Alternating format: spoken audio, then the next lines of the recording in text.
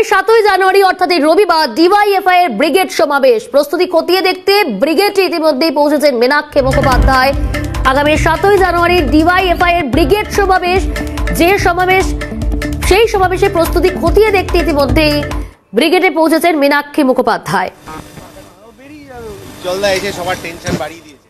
7 তারিখ ডিওয়াইএফআই এর ব্রিগেড সমাবেশ। সরাসরি আমাদের সঙ্গে রয়েছে আমাদের প্রতিনিধি শুভজিৎ, এই মুহূর্তে ছবিটা ঠিক কি, আর মীনাক্ষী মুখোপাধ্যায় তিনি এসেছেন পরিদর্শন করতে এবং শেষ মুহূর্তে প্রস্তুতি একেবারে খতিয়ে দেখতে।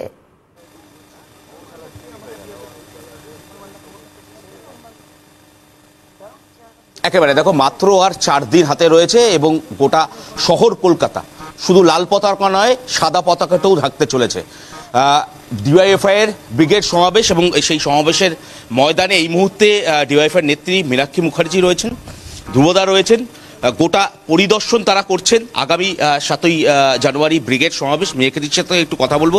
দিদি, আগামী 7 তারিখ ব্রিগেড সমাবেশ, আমরা একদম যদি প্রথম দিন থেকে ধরি আজ পর্যন্ত আমরা দেখলাম প্রচুর মানুষ তারা এই ব্রিগেডে সমর্থন করছেন, কিন্তু কোথাও গিয়ে ব্রিগেডের এই যে পারমিশন সেটা নিয়ে এত সংশয় কেন?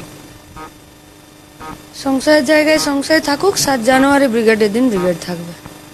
ব্রিগেডের ময়দানেই ব্রিগেড? হ্যাঁ, তাই তো হচ্ছে, কাগজ আছে, বিনা কাগজে করছি না। একটা বিষয় আমরা প্রথম থেকে দেখলাম যে এই পারমিশন নিয়ে এত সংশয়, এত কিছু, কারণটা কি? কারণ আটকানো, বিরোধীদের আটকাতে হবে। লড়াইয়ের ময়দানে ছিলাম, লড়াইয়ের ময়দানে আছি, আফটার 7 জানুয়ারিও লড়াইয়ের ময়দানেই থাকবো। বহু মানুষ তারা বলছেন যে ঐতিহাসিক ব্রিগেড সমাবেশ হতে চলেছে, এত মানুষ আসবে।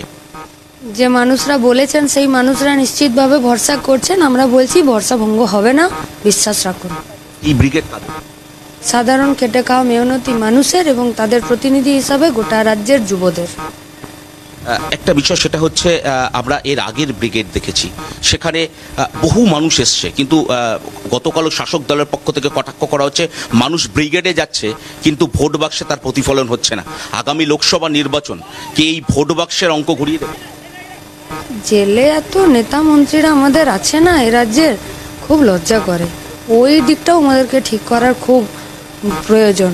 আমাকে যখন কেউ জিজ্ঞেস করে তোমার রাজ্যের শিক্ষামন্ত্রীর নাম কি, তখন এখন নাম বলতে হয়, প্রাক্তন নাম বলতে হয়। তারপর যখন বলি যে ওরা জেলে আছে, খুব লজ্জা করে। এই লজ্জাটাই, বাংলার অপমানটা ঘোচানোর জন্য গোটা পশ্চিমবঙ্গের মানুষ একাট্টা হয়ে আছে। একটু ধ্রুবদার কাছে যাবো। ধ্রুবদা, গোটা 50 দিনের এই ইনসাফ যাত্রা আমরা দেখলাম, মানুষের ঢল দেখলাম, বহু মানুষ তারা এগিয়ে এলেন, বহু মানুষ তারা বলছেন যে আমরা আবার নতুন করে অক্সিজেন পাচ্ছি। এই অক্সিজেন কারা পাচ্ছে? সাধারণ মানুষ, যারা মেহনতি খেটে খাওয়া মানুষ, তারা অক্সিজেন পাচ্ছে। অবশ্যই অক্সিজেন পাচ্ছে, কারণ বাংলায় শুধু ইনসাফ যাত্রায় আপনারা যে চোখের সামনে যে বাংলাটা দেখছেন সে বাংলা নয়। 50 দিনের যাত্রাপথে একটা নতুন বাংলা। এ বাংলা জীবনানন্দর বাংলা নয়, এ বাংলা রবীন্দ্রনাথের বাংলা নয়, এ বাংলা কাজী নজরুলের বাংলা নয়। এ বাংলা চোর, লুটেরা, ধাপ্পাবাজ, গুন্ডা আর ডাকিনির বাংলায় পরিণত হয়েছে। তাই বাংলায় প্রতিদিন মিছিলে সাধারণ মানুষ, যৌবন, খেটে খাওয়া মানুষ, মেহনতি।